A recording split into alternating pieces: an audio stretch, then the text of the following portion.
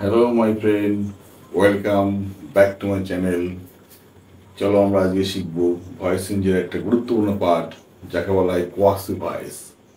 এই কোয়াসি ভয়েসটা কিন্তু আমাদের শিখতেই হবে।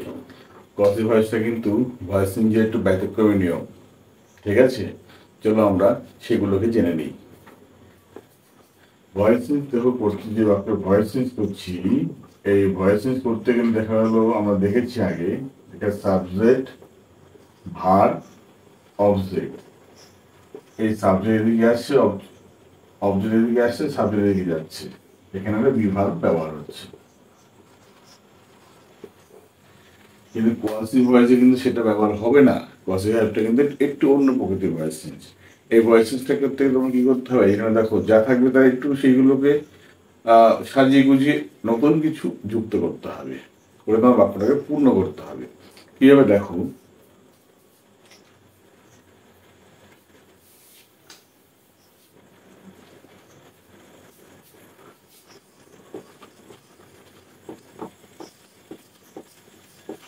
কোয়াসি ভয়েস যেমন দেখো আমরা বলি হানি ইজ সুইট। দেখো ইজ সুইট এটা কিন্তু নিজে অ্যাডজেক্টিভ, আবার এখানে তো বিভাগ কিন্তু রয়ে গেছে।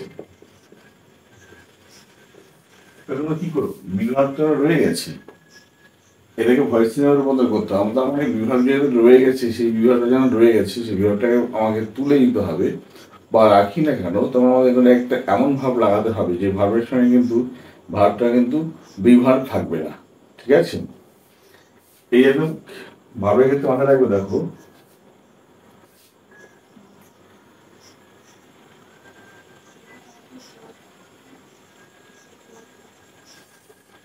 আমার এই বাক্যটাকে এইভাবে দিল,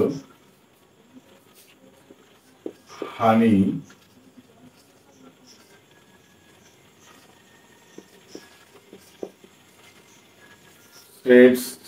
টেস্টেড সুইট।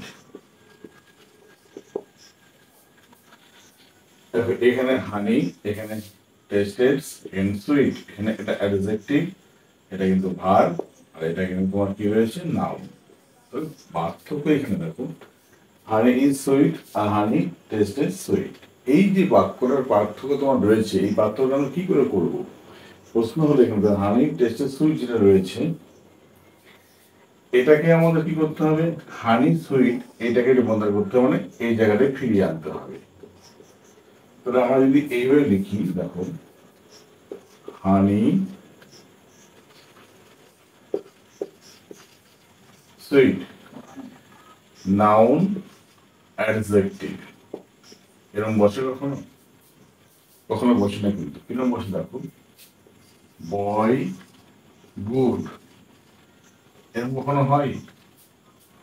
এটা দুটো রাস্তা আছে তোমার, ধরো দুইখানা রাস্তা, এটাকে দুই ভাবে লেখা যেতে পারে। হয় এটাকে এইভাবে লিখতে হবে, এক নম্বর দেখো, হয় গুড বয় লিখতে হবে, না লিখতে হবে বয় ইজ গুড। এই দুইটা সাথে লিখতে পারবে না। এরকম যখন ভার্ব থাকবে, এরকম নাউন আছে, ভার্ব আছে, অ্যাডজেক্টিভ আছে, নাউন আর অ্যাডজেক্টিভ দিয়ে তুমি একটা বাক্য তৈরি করে নেবে। তবে কি আমি তৈরি করে দেখো, হানি ইজ সুইট। তাহলে এটুকু দিয়ে আমার কি করে বাক্য তৈরি হয়ে গেছে। এই যে পার্টটা টেস্ট পড়ে থাকলো, এইটাকে নিয়ে আমার কাজ করতে হবে। যেহেতু ভার্ব আছে, এটাকে ভি ওয়ান, তাকে এটাকে কি করতে হবে, ভি থ্রিতে রূপান্তর করতে হবে। এইবার তুমি এখানে একটা লিঙ্কার অবশ্যই ব্যবহার করতে হয়, ই ব্যবহার করবে, না হলে হোয়েন ব্যবহার করবে। হলো? আচ্ছা, এবার এখানে ইফ বা হোয়েন ব্যবহার করে এটুকু বুঝে গেছো। টেস্ট, এটা কি করে আমরা ভিত্তিতে রূপান্তর করবো? ধরো টেস্ট ছিল এটা,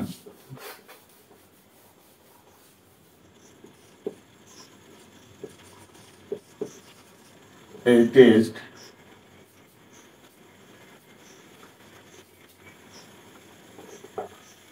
টেস্ট এটাকে যখন আমরা করব V1 এ, দেখো টেস্ট V2 তে কি হবে, tested V3, V2 V3 tested. এই ভাগ থেকে আমরা V3 তে চলে গেলাম।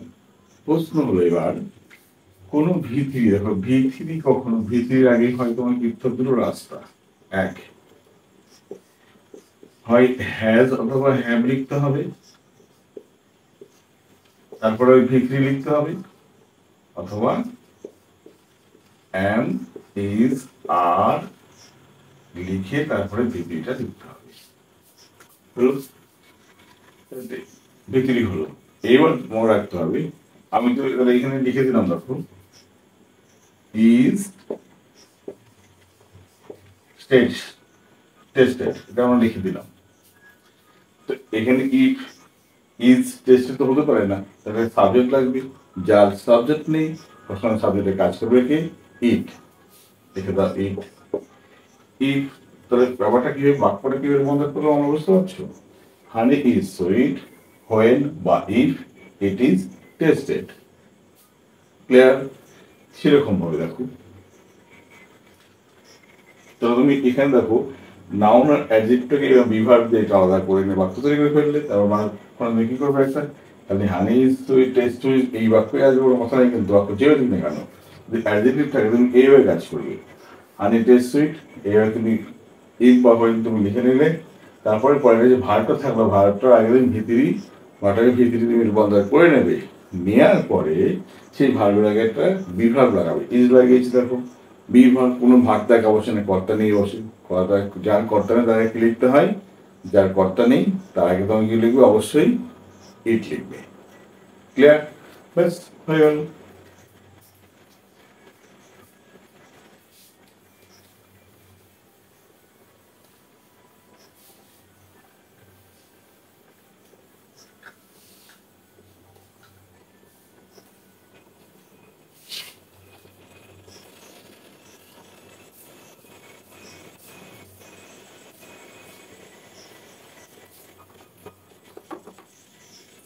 The very tasted sure,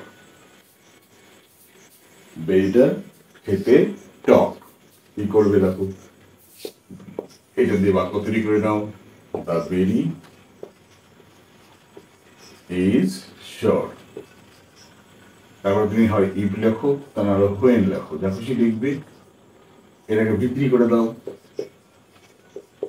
tested তার আগে কি লিখবো, it is, if it is tasted অথবা হোয়েন ইট ইজ টেস্টেড, এইভাবে করো, কোনো বাক্য তোমার ভুল হবে না। ঠিক আছে? The weather feels cool. The weather feels cool. ওয়েদারটা কিরকম, ঠান্ডা। দেখো এই ওয়েদারটা আর এর সাথে এটা হলো নাউন আর এটা হলো অ্যাডজেক্টিভ, এটা বাক্য তৈরি করে নাও, the weather is cool, if বা when লাগিয়ে দাও, ফিল এর ভিতরে কি হবে, ফেল্ট, FELT আগে লাগিয়ে দাও, it is, the weather is cool when বা if it is felt, যদি অনুভব করি বা যখন অনুভব করা হবে তখনই সেটা হবে ঠান্ডা। এইভাবে তুমি কোয়াসিফায়ার্স গুলো অবশ্যই ক্লাসিফাই করবে। ঠিক আছে? কিন্তু তোমার প্রশ্ন হলো যে অ্যাক্টিভ ভয়েসের মধ্যে আর প্যাসিভ ভয়েসের পার্থক্যটা কি? পার্থক্য দেখে নিই, তাহলে তোমার কোনো কনফিউশন থাকবে না।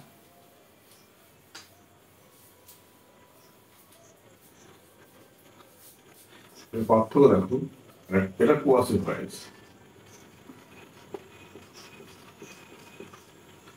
আর এটা রিয়েল ভয়েস। ট্রানজিটিভ ভয়েস গুলো হয়। এখানে দেখো কি থাকবে, এখানে সাবজেক্ট থাকবে, ভার্ব থাকবে, অ্যাডজেক্টিভ থাকবে। এখানে কি থাকবে, তোমার সাবজেক্ট থাকবে, ভার্ব থাকবে, আর অবজেক্ট থাকবে। এই হলো পার্থক্য। এখানে গঠন করি কিভাবে দেখো, এই সাবজেক্ট আর এই অ্যাডজেক্টিভ অ্যাডজাস্ট কি হবে, subject plus be verb plus adjective plus if অথবা হোয়েন। এরপরে তোমার প্লাস দিয়ে তুমি লিখবে ইফ ইট ইজ প্লাস এই ভি3টা এখানে করে তুমি ভি3 করে দেবে। এটা হলো এখানে এই গঠনটা আসলো। আর এটা যখন দেখো কি হবে, এই অবজেক্টটা এখানে বসে গেল, প্রোনাউন থাকবে চেঞ্জ হয়ে যাবে, চেঞ্জ হবে, বিভাগ বসলো একটা, আর কি হলো এই ভি1টা ভি3 হয়ে গেল, এটা প্রিপজিশন আসবে, তারপরে কি আসবে, এই সাবজেক্টটা এখানে বসে যাবে, এই সাবজেক্ট এখানে বসবে, আর প্রোনাউন থাকবে চেঞ্জ হবে, প্রোনাউন চেঞ্জ হবে। এর সঙ্গে পার্থক্য কিন্তু এটাই।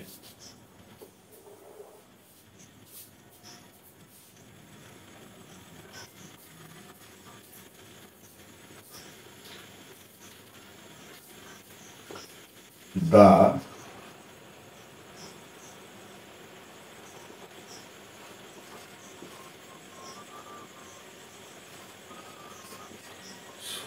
tastes bitter.